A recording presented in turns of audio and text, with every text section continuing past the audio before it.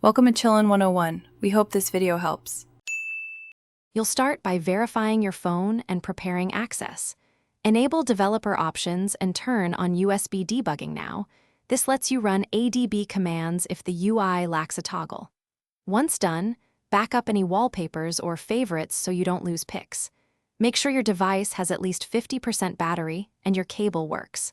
I'm guiding you through the quickest, safest route, using settings where possible and ADB when needed, so follow each step in order to avoid surprises. You'll now attempt the direct UI removal. Go to Settings, Wallpapers, and look for the Wallpaper Carousel switch. Turn it off if present. If the option isn't available, connect via ADB and identify the carousel package.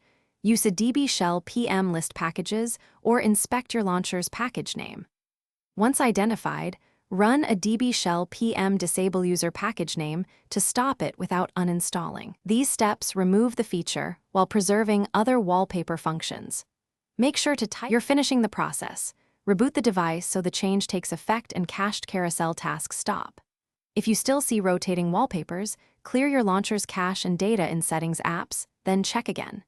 If something breaks or you want the carousel back, re-enable the package with a DB shell PM, enable package name, or reinstall the related app from the Play Store.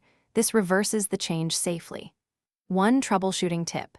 If wallpapers reappear after updates, repeat disable steps or block auto updates for that app to keep it gone.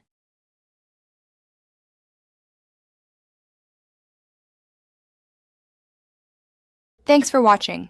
Consider subscribing if we helped you.